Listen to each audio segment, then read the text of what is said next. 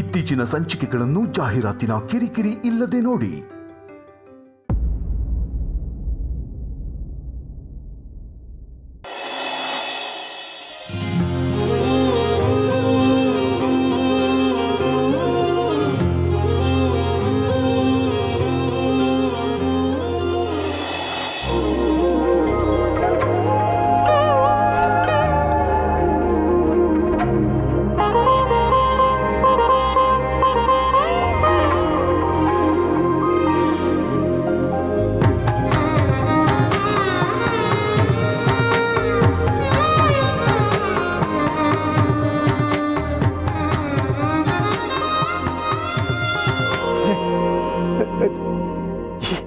ಏನಿದು?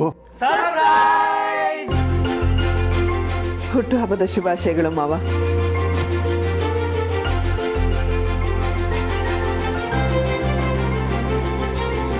ಅಂದ್ರೆ ಇವತ್ತು ನನ್ನ ಬರ್ತ್ಡೇ ಅನ್ನೋದು ನಿಮಗೆ ಬೆಳಗಿಂದ ನೆನಪಿತ್ತಾ? ಮತ್ತೆ ನಮ್ಮೆಲ್ಲರೂ ಅಷ್ಟೊಂದು ಗೋಳಿ ಕೊತ್ತೀರಾ ಅಂತಂದ್ಮೇಲೆ ನಿಮ್ಮ ಬರ್ಡೇನ ಮರೆಯೋದುಂಟಾ? ತರಲೆ ಏನಿವೆ, ಹ್ಯಾಪಿ ಬರ್ಡೇ ತಾತ. ಹೀಗೆ 100 ಕಾಲ ನಮ್ಮೆಲ್ಲರನ್ನೂ ಗೋಳಿ ಕೊತ್ತಾರೆ. Tulasi, thank you. ಥ್ಯಾಂಕ್ಸ್ ದಂಡ್ಪಿಂಡ. ತಾತ, ನಾನು ಒಬ್ಳು ಇದ್ದೀನಿ ಇಲ್ಲಿ. Oh many more happy returns of the day. Thank you, thank you. ಸೋಗ್ಲಾಡಿ, ಇದೆಲ್ಲ ನಿಂದೇ ಪ್ಲಾನಾ? ಹೌದು ತಾತ. ಇಷ್ಟು ದಿನ ತಾತ ನಮ್ಮೆಲ್ಲರನ್ನೂ ಆಟ ಆಡಿಸ್ತಾ ಇದ್ರು. ಇವತ್ತೊಂದಿನ ತಾತನ ಆಟ ಆಡ್ಸೋಣ ಅಂತ ಅವಳೇ ಹೇಳಿದ್ದು. ಬೇಡ ನೋಡು. ಏನು ಈ ಆಪರೇಷನ್ನಲ್ಲಿ ತಾವು ಭಾಗಿಗಳು? ಇಲ್ಲದೇ ಇದ್ರಾಗತ್ತೆ.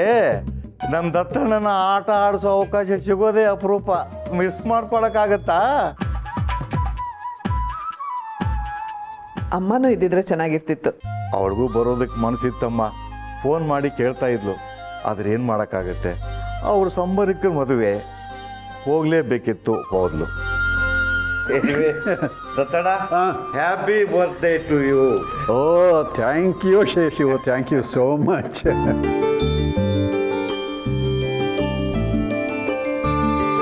ಪುಟ್ಟ, ನೀನು ನಂದಿನಿ ಆರತಿ ಮಾಡಿ ತಗೋ.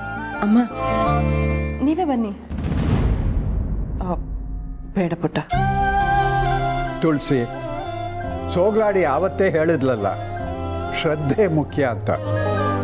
ನಾನು ಅದನ್ನೇ ಹೇಳ್ತಾ ಇದ್ದೀನಿ. ಬಾ.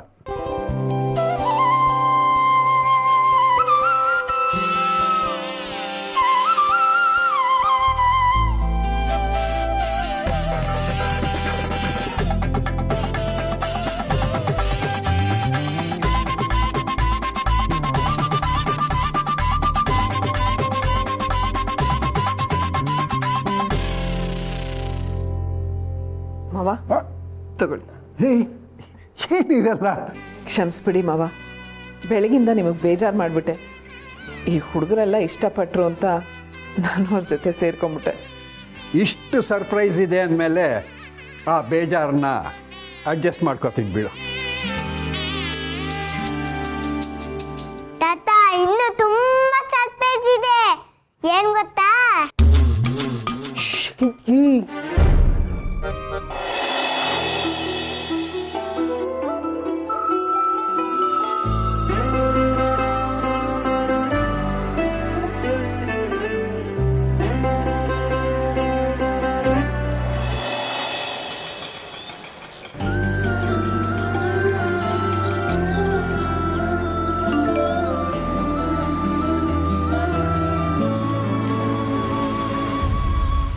ಮಾವ, ಸಿರಿ ತಾತಂಗೆ ಏನು ಗಿಫ್ಟ್ ತಗೋಬೇಕಾಗಿತ್ತು.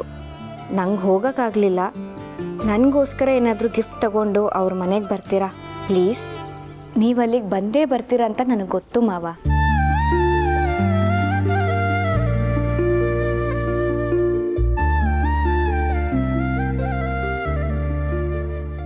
ಪಾಪಮ್ಮ, ಬಂದೆ. ಪಾಪಮ್ಮ, ನಾನು ಸಿರಿ ಮನೆಗೆ ಹೋಗಿ ಬರ್ತೀನಿ. ಸರಿ ಪೂರ್ಣಿ, ಜೋಪಾನ. ಡ್ರೈವರ್ಗೆ ಕಾರು ನಿಧಾನವಾಗಿ ಓಡಿಸೋಕೆ ಹೇಳು.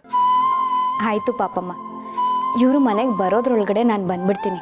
ಅಕಸ್ಮಾತ್ ಇವ್ರು ಬೇಗ ಬಂದು ನನ್ನನ್ನು ಕೇಳಿದ್ರೆ ನನಗೆ ಫೋನ್ ಮಾಡೋದಕ್ಕೆ ಹೇಳಿ. ಆಯ್ತಮ್ಮ, ನಾನು ನೋಡ್ಕೋತೀನಿ, ನೀನು ಹೋಗ್ಬಾ.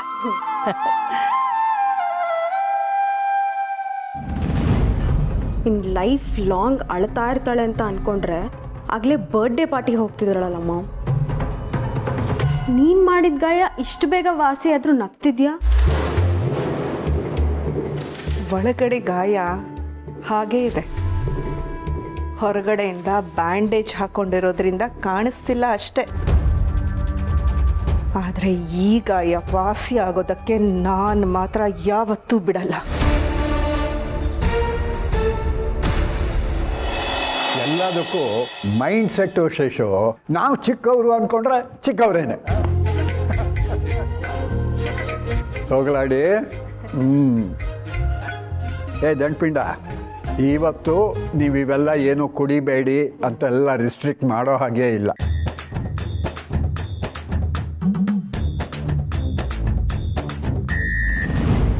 ಬರ್ತ್ಡೇ ಪಾರ್ಟಿ ಅಂದರೆ ಏನೋ ಅಂದ್ಕೊಂಡಿದ್ದೆ, ಆದರೆ ಅದೇ ಚೀಪ್ ಸೀರೆ, ಕ್ಲಾಸ್ ಇಲ್ದಿರೋ ತಿಂಡಿ. ಇವ್ರು ಮಾತ್ರ ಬದಲಾಗಲ್ಲ. ದತ್ತಣ್ಣ, ಈಗಲಾದರೂ ವಯಸ್ಸಾಯಿತು ಅಂತ ಒಪ್ಕೊಳ್ತೀಯಾ? ಚೆನ್ನಾಗಿ ಹೇಳಿದೆ. ನಾನು 75 ಅಂತಂದರೂ ಕೂಡ ಕೇಳಿಸ್ಕೊಳ್ಳೋರೆಲ್ಲ ಅದನ್ನು 25 ಅಂತಾನೆ. ಅಂದರೆ 25ನ ವಯಸ್ಸಾದವರು ಅಂತ ಹೇಳೋದಿಲ್ಲ, ವಯಸ್ಸಿಗೆ ಬರ್ತಾ ಇರೋರು ಅಂತಂತಾರೆ. ಬಲೆ ಇದೆಯಾ ನೀನು?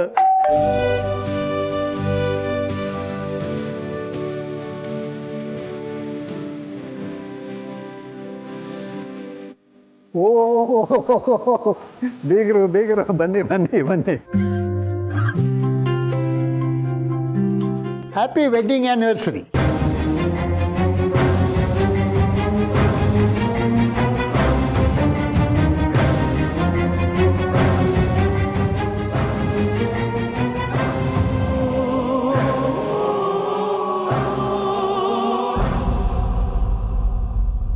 ತಮಾಷೆ ಮಾಡಿದೆ. Happy birthday.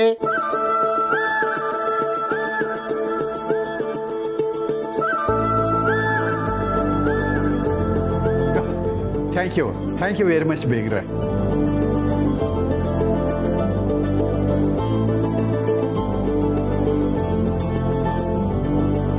ಕ್ಯಾಪ್ಟನ್ ದತ್ತಣ್ಣ. ಓ ಅಶೋಕ, ನೀನು ಬಂದ್ಬಿಟ್ಟಿಯಾ? ನಾನಿಲ್ಲದೆ ಹೇಗೋ ಆಗುತ್ತೆ. ಹ್ಯಾಪಿ ಬರ್ತ್ಡೇ ಕಣೋ. ಥ್ಯಾಂಕ್ ಯು ವೆರಿ ಮಚ್ ಕಣ. ಒಟ್ಟಿನಲ್ಲಿ ನೀವೆಲ್ಲ ಸರಿ ಬೆಳಿಗ್ಗೆನೆ ನನಗೆ ಒಳ್ಳೆ ಚಮಕ್ ಕೊಟ್ರಿ.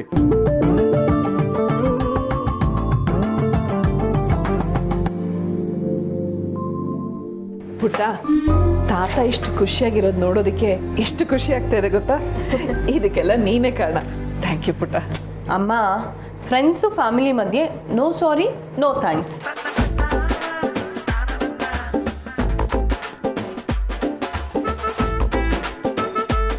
ಅಮ್ಮ, ಫಸ್ಟ್ ಟೈಮ್ ಕೇಕ್ ಮಾಡಿದ್ದೀರಾ, ಹೇಗಿದೆ ಅಂತ ಕ್ಯೂರಿಯಾಸಿಟಿ ಆಗ್ತಿದೆ. ಮಾವನವ್ರಿಗೆ ಹೊರಗಡೆ ತಿಂದ್ರಾಗಲ್ಲ, ವಿಡಿಯೋ ನೋಡ್ಕೊಂಡು ಮಾಡಿದೆ. ಅದು ಹೇಗಾಗಿದೆಯೋ ಏನೋ.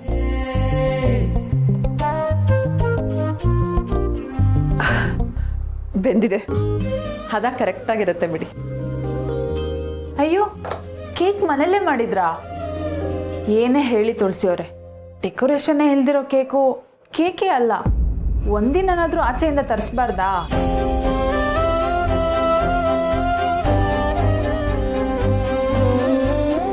ನಂದಿನಿ. ಪುಟ್ಟ,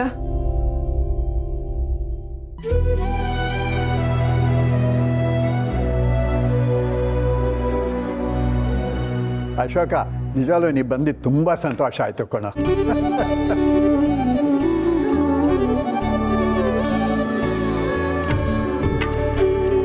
ತಗೊಳ್ಳಿ ಬೇಗಿರೋ.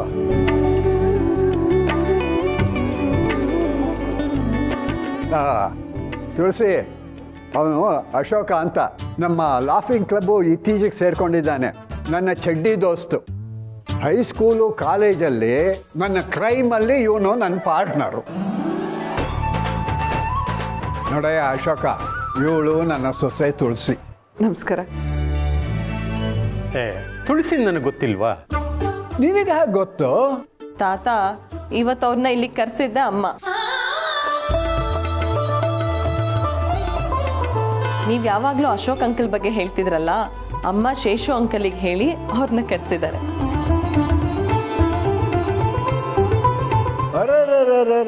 ನನ್ನ ಸೊಸೆ ಯಾವಾಗಲಿಂದ ಇಷ್ಟೊಂದು ಬುದ್ಧಿವಂತಳಾದ್ಲು? ಓಹೋ, ಸೋಗ್ಲಾಡಿ ಸಹವಾಸನ?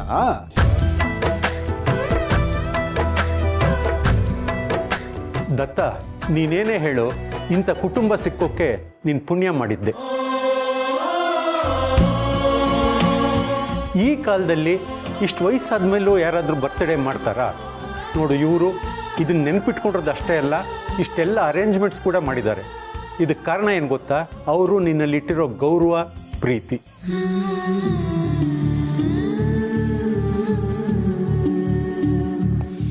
ಅಶೋಕ್ ಅಂಕಲ್, ನೀವು ತಾತ ಕ್ಲಾಸ್ಮೇಟ್ಸಾ? ನಿಮ್ಮ ತಾತ ನಮ್ಮ ದೊಡ್ಡಣ್ಣನ ಕ್ಲಾಸ್ಮೇಟು, ಆದರೆ ಅವ್ರು ಕ್ಲೋಸ್ ಆಗಿದ್ದಿದ್ದು ನನ್ನ ಹತ್ರನೇ. ನಮ್ಮ ಮನೇನೂ ಇವ್ರ ಮನೆ ಪಕ್ಕದಲ್ಲೇ ಇತ್ತು. ಹಾಗಾದರೆ ನಮ್ಮ ತಾತ ಹಾಗೆ ಹೇಗಿದ್ರು, ಹೇಗೆಲ್ಲ ತರಲೆ ಮಾಡ್ತಿದ್ರು ಅಂತ ನಮಗೂ ಸ್ವಲ್ಪ ಹೇಳ್ತೀರಾ? ಹೇಯ್ ದಂಡ್ಪಿಂಡ, ಏನು ಅದು ತರಲೆ ಅಂದರೆ? ನಾನು ಯಾವಾಗಲಾದ್ರು ಹಾಗೇನಾದ್ರು ಮಾಡಿದ್ದೀನೇನೋ ಅಶೋಕ? ಇಲ್ಲಪ್ಪ, ಸ್ಕೂಲಲ್ಲಿ ಸೀತಾಲಕ್ಷ್ಮಿ ರಿಬ್ಬನ್ ಎಳೆದಿದ್ದು,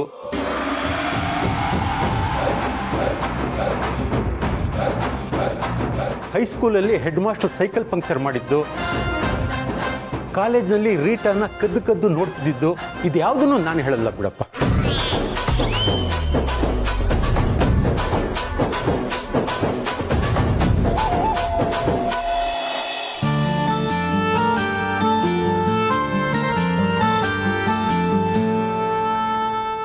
ಸಿರಿ, ಪೂರ್ಣಿ, ಬಾ.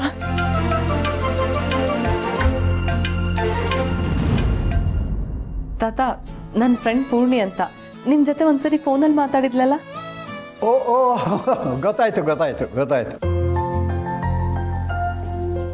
ಮೊನ್ನೆ ಇವಳ ಬಗ್ಗೆನೇ ಅಲ್ವಾ ನೀನು ಮಾತಾಡಿದ್ದು? ಹಾಂ ತಾತ. ಏನು ಯೋಚನೆ ಮಾಡಬೇಡಮ್ಮ, ಎಲ್ಲ ಸರಿ ಹೋಗುತ್ತೆ. ಇವಳು ಮಾಧವ್ ಸರ್ ಸೊಸೆ ಅಲ್ವಾ? ಇವ್ರ ಮನೆಗೆ ಬರೋ ಅಷ್ಟು ಕ್ಲೋಸಾ? ಅಮ್ಮ, ಇವಳೇ ಪೂರ್ಣಿ, ನನ್ನ ಬೆಸ್ಟ್ ಫ್ರೆಂಡ್.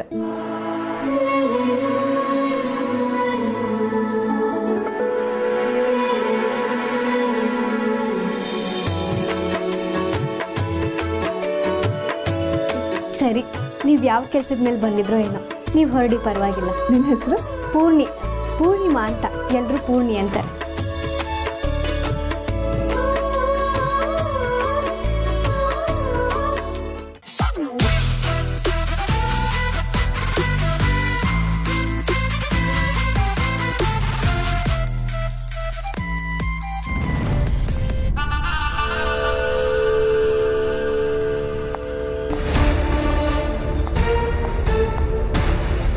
ಅಭಿ, ಏನು ಇಷ್ಟು ಬ್ಯುಸಿ ಆಗಿಬಿಟ್ಟಿದ್ಯಾ?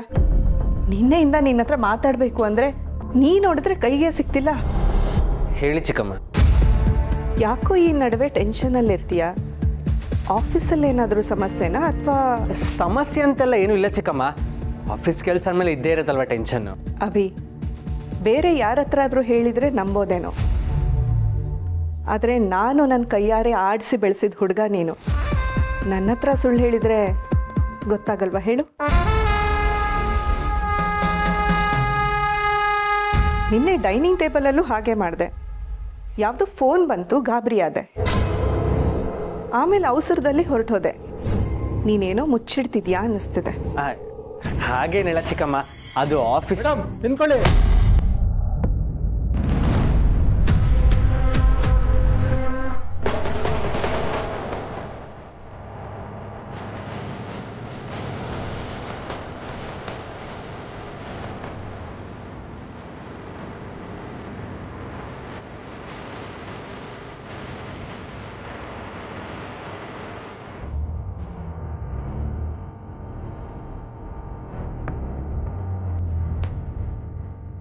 ಮೇಡಮ್ ತಿನ್ಕೊಳ್ಳಿ.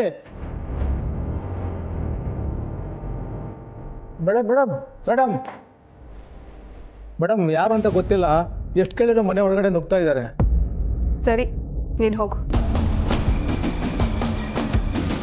ಹಲೋ. ಫ್ರೆಂಡ್ ಚಿಕ್ಕಮ್ಮ. ಡೋಂಟ್ ಲೈ Abhi, I am not just A friend. ನಿನ್ನ ಗರ್ಲ್ ಫ್ರೆಂಡ್ ಅಂತ ಹೇಳು.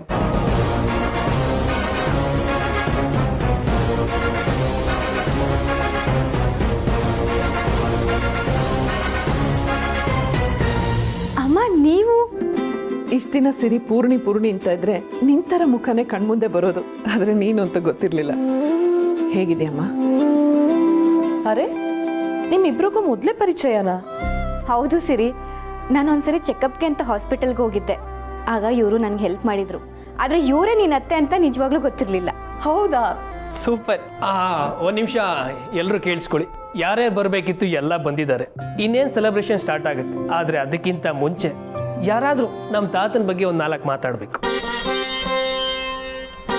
ಅಮ್ಮ ಮಾತಾಡ್ತಾರೆ. ಏ ಪುಟ್ಟ ಸುಮ್ಮನಿರು, ನನಗೆ ಇಷ್ಟು ಜನದ ಮುಂದೆಲ್ಲ ಮಾತಾಡೋಕೆ ಬರೋದಿಲ್ಲ. ಮಾತಾಡಮ್ಮ ತುಳಸಿ. ಅಮ್ಮ, ತಾತನ ಬಗ್ಗೆ ಈ ಜಗತ್ತಲ್ಲಿ ನಿನಗಿಂತ ಚೆನ್ನಾಗಿ ಗೊತ್ತಿರೋರು ಬೇರೆ ಯಾರೂ ಇಲ್ಲ. ನೀನೇ ಮಾತಾಡಬೇಕು.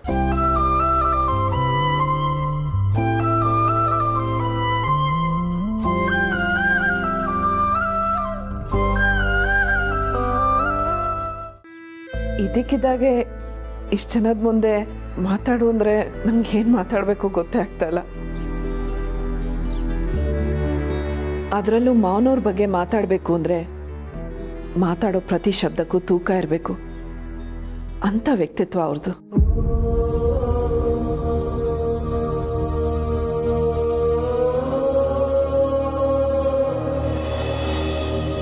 ನಮ್ಮ ತಂದೆ ಮನೇಲಿ ಏನು ಅಷ್ಟೊಂದು ಅನುಕೂಲವಂತರಾಗಿರಲಿಲ್ಲ.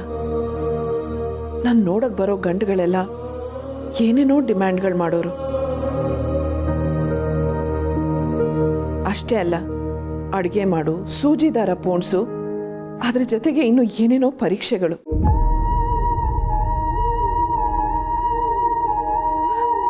ನಮ್ಮ ಮನೆಯಲ್ಲಿ ನನ್ನ ಮದುವೆನೇ ಒಂದು ದೊಡ್ಡ ಸಮಸ್ಯೆ ಆಗ್ಬಿಟ್ಟಿತ್ತು.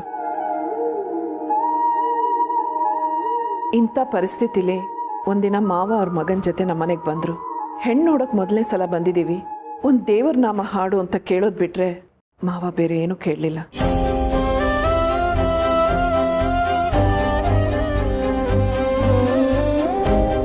ಫೋಟೋ ನೋಡಿದ್ದೀವಿ, ಜಾತಕ ಹೊಂದಾಣಿಕೆ ಆಗಿದೆ, 4 ಜನನ ವಿಚಾರಿಸಿದ್ದೀವಿ, ಹುಡುಗಿ ಬಗ್ಗೆ ಒಳ್ಳೆ ಅಭಿಪ್ರಾಯ ಇದೆ, ನಮ್ಗಷ್ಟು ಸಾಕು ಅಂದರು.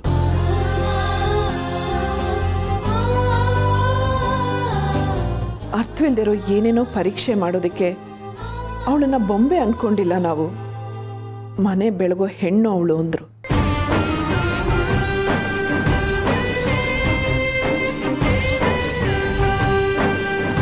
ನಮ್ಮ ಮಗ ನಿಮಗೂ ಇಷ್ಟ ಆಗಿದ್ರೆ ತಾಂಬೂಲ ಬದಲಾಯಿಸ್ಕೊಳ್ಳೋಣ, ನಿಮ್ಮ ಶಕ್ತಿ ತಕ್ಕ ಹಾಗೆ ಮದುವೆ ಮಾಡಿಕೊಡಿ, ಬೇರೆ ಏನು ಬೇಡ ಅಂದರು. ಅವತ್ತೆ ಮಾವ ಏನು ಅನ್ನೋದು ನನಗೆ ಅರ್ಥ ಆಯ್ತು. ಮದುವೆಯಾಗಿ 4 ವರ್ಷಕ್ಕೆ ಗಂಡನ ನೋಡ್ಕೊಡ್ಲು ಅಂತ ಸಮಾಜ ಆಡ್ಕೊಂಡ್ರು.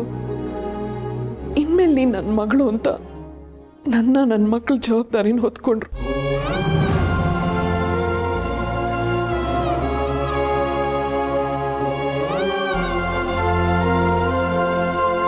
ಅವ್ರು ನನ್ನ ಬೆನ್ನಿಗೆ ನಿಲ್ಲಿಲ್ಲ ಅಂದರೆ ನಾನು ನನ್ನ ಮಕ್ಕಳು ಏನಾಗ್ತಾ ಇದ್ವಿ ಅಂತ ಕಲ್ಪನೆ ಮಾಡ್ಕೊಳ್ಳೋಕ್ಕೂ ಸಾಧ್ಯ ಇಲ್ಲ.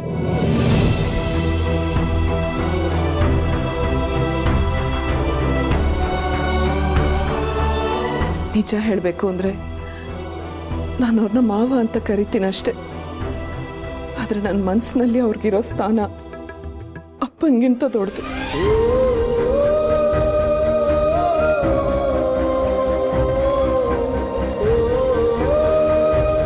ಅವ್ರ ಬರ್ತಡೇ ದಿನ ನನ್ನ ದೇವ್ರನ್ನ ಬೇಡ್ಕೊಳ್ಳೋದಿಷ್ಟೆ, ಅವ್ರಿಗೆ ಆರೋಗ್ಯ, ಆಯಸ್ಸು, ನೆಮ್ಮದಿ ಕೊಟ್ಟು ಕಾಪಾಡು ಅಂತ. ಹಾಗೆ ಅವ್ರಿಗೆ ಯಾವತ್ತೂ ನೋವು ಕೊಟ್ಟೆ ಬದುಕೋ ಶಕ್ತಿ ನನಗೆ ಕೊಡು ಅಂತ.